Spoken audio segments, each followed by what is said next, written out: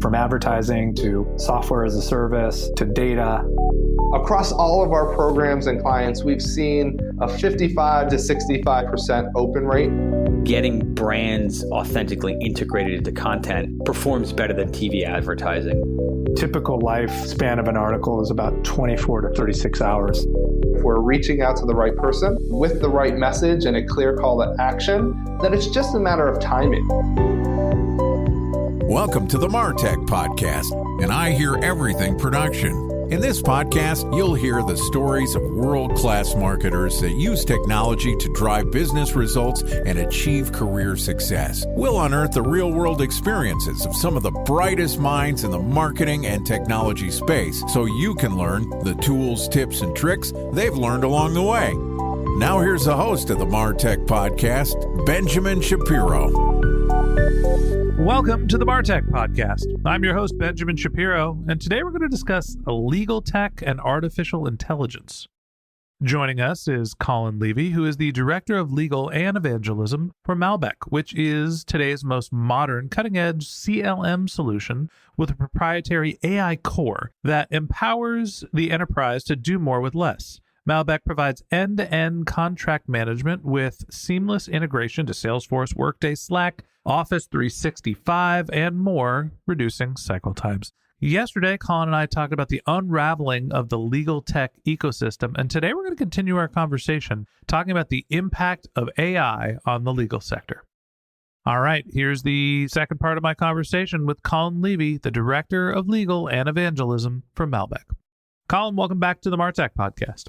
Thanks again for having me. Excited to have you back on the show. You know, I'm very proud of us. We went through an entire episode yesterday without really getting into the details of artificial intelligence impact on legal, because every episode that we have in some way or shape or form this year has been about artificial intelligence until now. And look, that gives us the entire day today to talk about what is happening with AI and the legal ecosystem. I think it's fascinating. I think artificial intelligence, generally, we think about it as touching every single industry and every business in the same way that the proliferation of smartphones changed how we communicate and use technology 10, 20 years ago. But it's also being verticalized. And so I want to talk specifically about AI's impact on the legal sector. Nobody better in the world to talk to about that than you. Tell me about what's happening with AI when it comes to the legal sector. Sure. Well, it's definitely been a topic that has been heavily talked about for seemingly days on end at this point. I would start off by saying that I think artificial intelligence is more accessible than ever to everyone, everywhere, because of the rise of generative artificial intelligence, i.e., tools that can generate content, whether it's imagery or text, through simply almost interacting with it as if it were a human, even though it's not. So I think from the legal, in terms of impacts upon the legal sector, I think what is right now kind of being a little bit of a reckoning for the sector is the realization that artificial intelligence now and for the foreseeable future is going to dramatically reshape what it means to be a lawyer and do legal work, because we've seen artificial intelligence be able to draft documents, review documents, come up with new types of content, and do all sorts of sort of administrative tasks that used to be done by lawyers and were time consuming, and now can be done by artificial intelligence in mere minutes, which dramatically reshapes what it means to be a lawyer and also what it means to be spending time as a lawyer. So I think what we're seeing more and more now of, and we'll continue to see, is rise in sort of more service and oriented legal services, i.e. lawyers and legal service providers working with clients to create products and solutions with the help of AI, as opposed to doing more tactical day-to-day work, because that work now is going to be done by AI and will continue to be done by AI. So I'm terrified.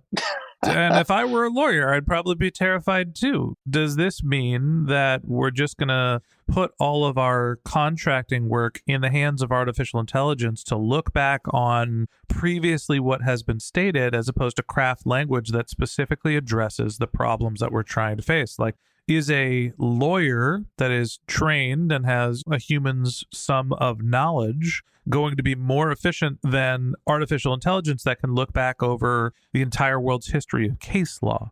How much are we relying on artificial intelligence in legal to make decisions as opposed to write the decisions that we want to be included in our contracts? Well, if it's any comfort to you, we are not at the point where artificial intelligence is going to be the sole decision maker with respect to how to proceed, with respect to a matter or a contract or what have you. It's really going to be a tool by your side to help inform your strategy and help you do your job better, because artificial intelligence right now is still limited in a number of ways, including it may be taking things too literally, or it may only have a limited data set at which it's looking at something through and you've access to a larger set of data. And or honestly, because artificial intelligence solutions are created by humans and humans are themselves imperfect, the tools themselves are not going to be perfect either, at least not yet. So I do think we're a ways away from it being kind of solely given decision-making authority, but we are in the position now where we're going to be able to have it helping us make a better, more informed, more data-driven decision with respect to whatever we may be working on. I've said this before on the podcast multiple times. We're either in the sandwich phase or the Oreo cookie phase of artificial intelligence, where a human prompts the AI to complete an action. The artificial intelligence, the cream of the Oreo cookie, completes the action, and then a human needs to look at it to make sure that it is correct and what we wanted. We can't just rely on artificial intelligence to produce the right output that we want. I'm assuming that's still the case in legal as well. And I'll be honest, when I'm writing my contracts now, I am defaulting to going towards artificial intelligence to help me craft my contract term language more than I am going to my counsel, because most of the time I'm modifying an existing relationship, and it just allows me to have a legal resource, but not necessarily one that I have to pay for to edit a sentence here or there. For the marketers that are working with their legal team, how much should they be feeling comfortable using tools like ChatGPT to be able to draft contract language, and how much should they still be defaulting towards going to the counsel that's either on staff or third party? So I think the way that I would approach it is these tools are very good at creating first drafts, rough first drafts of documents. They're not particularly good at this point of creating documents that are final, perfect, polished drafts. So I think I would approach it that way. The other thing I would also be aware of is that the data you're sharing with these tools is kind of going into a little bit of a black box. So I would be careful with sharing confidential information. That said, I think if you already have an existing contract and you're using a generative AI solution to help rewrite a specific clause or add something in or what have you, it probably can do that fairly well. But in terms of drafting a great contract right off the bat, it definitely is not going to be good for that at this point, unless you're using a more specific solution that likely has some human input associated with it. Yeah, what I'm doing is I'm taking a template and saying, hey, here are the business terms, fill out this template with who owns the IP. You know, I've got two clauses, one where I own the IP, one where the company that's hiring me owns the IP. It's like, here's the template. This company wants to own the IP. Here's the term length. Here's the whatever. And then write the final draft, and I'm reading through. So I think that there's a way to use templates to create a formulaic output with your contracts. And that's something that we've leaned on. There in marketing are platforms like ChatGPT. We've Google Bard, a whole handful of other ones. Obviously, Microsoft has been heavily focused on artificial intelligence. So let me ask you, when we come to things like Microsoft Copilot, that is more of a platform play for lawyers. How much do you think that tools like Microsoft Copilot are going to transform the legal industry? So I think those tools are going to be really valuable because, and I'm a little bit biased because I tend to be in favor of specific tools that do very specific things really well, because I think there often has a tendency to create a tech solution that does a lot of different things, but none of them well. So I certainly think that that Microsoft tool, for example, or Casetext's CoCounsel tool, for example, could be really useful in terms of achieving specific goals that you want to achieve in doing legal work, mainly because they're trained to do these specific things well. So I think point solutions are really good and going to continue to be pretty powerful in influencing the direction in the legal industry and how work is performed. So there's tools like Harvey AI, which are more point solutions. Is that the type of thing that you're talking about, where they are specifically solving individual problems for lawyers? And where should those tools that are popping up now be aiming? What are the point solutions they should be focused on? So I certainly think that Harvey is one of those point solutions. And as far as I'm concerned, I think that there are a number of different tools out there that are really good in terms of taking this approach. For example, like I said before, there was Case Texas CoCounsel, there's ClearBrief for writing better briefs. There's a tool called Proxy, which is focused on legal workflows in terms of sort of administratively managing a matter and who's working on it and who's touching what documents and what documents are associated with that matter, which is ordinarily a bit of an administrative nightmare for a lawyer, but now makes it a lot easier, more automated, and more centralized and cohesive.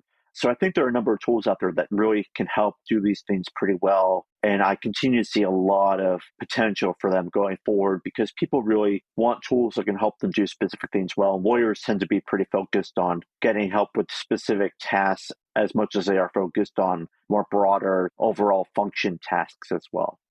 There's a black box focus here where this happens in MarTech as well. And I'm curious to hear your thoughts on whether it's happening in legal tech, where there is a point solution that solves a specific problem. And you can't tell whether they've actually built proprietary data sets, processes, code, algorithms, or if they're just a marketing engine that is basically saying, hey, we'll take your legal inputs, we've got some templates, and we're going to feed it to something like ChatGPT to get a result. How do you tell whether the tools you're using are basically leveraging these larger nondescript platforms like ChatGPT to use artificial intelligence, or if there is actual real solutions, technology, something that is proprietary built with a point solution? So generally speaking, I think that requires to be asking the right questions and be doing your due diligence when you're evaluating these platforms. I'd say by and large, most tend to be fairly transparent with respect to what their underlying technology is. Likely that occurs after you've signed an NDA and are sort of in the evaluation stage. I agree with you that certainly there could be more transparency with respect to the foundational models that these tools are using. I have to give credit to Microsoft for being pretty open about their support of OpenAI and using that as the basis for their models. But I think other tech companies could be more open as well. And certainly, I think within legal tech, there's been a push to be more transparent, partly driven by data privacy law and partly driven by the demands of potential clients for them to have more knowledge about what they're entrusting their data with. So what I'm hearing from you, and I'm thinking about this from a sort of a verticalization of artificial intelligence perspective. There are platforms that are integrated into the existing tool sets we use, like Microsoft's Copilot, where you can use artificial intelligence while you're drafting agreements. Then there are point solutions meant to help you create your documents, help you with your workflow management, help you with your briefs, help you with your case law, whatever the point solution is. Where are the opportunities that aren't being addressed by artificial intelligence in legal tech? So I think this is partly driven by the slowness of the legal industry to fully adopt any type of technology. I think that the opportunity right now with artificial intelligence and for the legal industry is the creation of more specialized solutions for clients using artificial intelligence. And I also think there's an opportunity for there to be more data-driven analytical solutions being provided to clients using artificial intelligence. Because for a long time, the delivery of legal services has been based on experience, history, and what you have been taught and learned over the years. And I think artificial intelligence and other technologies are kind of turning that a little around on its head and showing that you can actually use data to better drive sort of your strategy and your approach to not just performing legal work, but delivering legal work. And with respect to sort of the creation of solutions for clients, I think we've seen an emphasis on that as evidenced by law firms establishing their own sort of legal tech subsidiaries that are focused on working in partnership with clients to develop solutions and working in partnership with tech companies to develop solutions then to sell to clients. There's 1,000 lawyer jokes that can be made. I will skip most of them. But I think that generally when people think about working with their counsels, mostly if they're hiring an outside counsel, the gripe is, man, hiring a lawyer gets stupid expensive quickly. And there's so much risk when you're potentially going through litigations, even doing your contracting. It's like somebody that's gone through this much education, like a doctor, ends up being very expensive, hundreds of dollars of billable hours. And that always ruffles people's feathers, hence the bad reputation. Do you think that legal tech and artificial intelligence are going to change the calculus for how the legal profession bills and how expensive it is to get good contracts because a fair amount of it is going to be built using technology? Absolutely. I think that there's already been a move to make the accessing of legal services and the accessing legal information more democratic and cheaper. So I certainly think that, the creation of contracts, for example, or accessing a document that you need to fill out to file a claim or what have you, I think is becoming more accessible thanks to technology. So certainly costs are going down. And that speaks, I think, directly to the closing of the gap in terms of access to justice, which has really been something that I think has driven some, if not all, of legal tech. And I really appreciated and kind of emphasized that that is really the aim of a lot of legal tech solutions.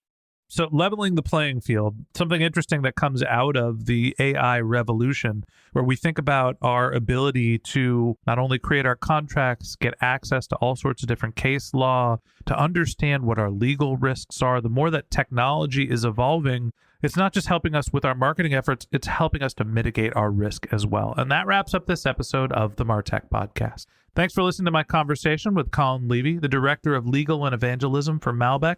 If you'd like to hear more from Colin, you can find a link to his LinkedIn profile in our show notes. You can contact him on Twitter. His handle is Clevy_law. That's CLEVY_LAW.